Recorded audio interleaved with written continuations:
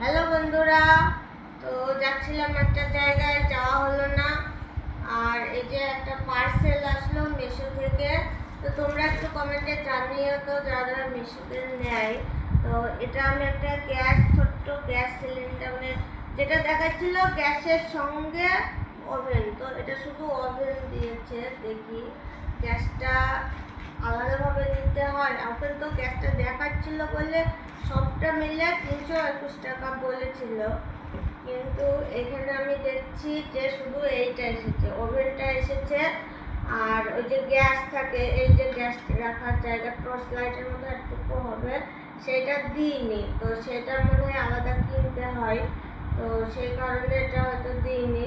তো এটা খারাপ, আমার কাছে খারাপ লাগছে না, তবে যতক্ষণ না জ্বালিয়ে দেখা যাবে, বোঝা যাবে না। আর এই সিলিন্ডারটা কোথায় পাওয়া যায় যদি আপনাদের জানা থাকে একটুখানি কমেন্টে জানাবেন।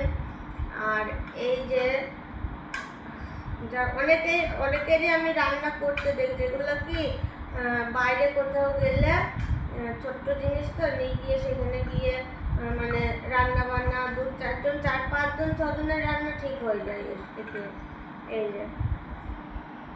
এই যে নিচে 4টে স্ট্যান্ড আছে, স্ট্যান্ডের উপরে এই যে এইভাবে বসিয়ে, আর এটার উপরে ভালোই বড়, এতটা মানে বললাম না 4-5 জনের রান্নাও হয়ে যাবে, কোনো অসুবিধা হবে না। তো এটা মেনলি নেওয়া হয়েছে যদি বেড়াতে যাই, সেখানে গিয়ে আমরা এটা দিয়ে রান্না করতে পারবো। আবার আপনাদের দাদাভাই মাছ ধরতে যাই, ওনারই নেওয়া, মাছ ধরতে গিয়ে কিনে খেতে হয়। তো একটু আলু সিদ্ধ ভাত নিজেরা করে খেলেও খরচটাও কমে, খেয়েও তৃপ্তি পায়। তো সেই কারণে আলু সিদ্ধ ভাত ওরা 4-5 জনই যায় একসঙ্গে, হয়ে যাবে, এই সিলিন্ডারে হয়ে যাবে, ভালোভাবে হয়ে যাবে। তো চলুন, এটাই দেখালাম, কেমন হয়েছে অবশ্যই জানাবেন এটা।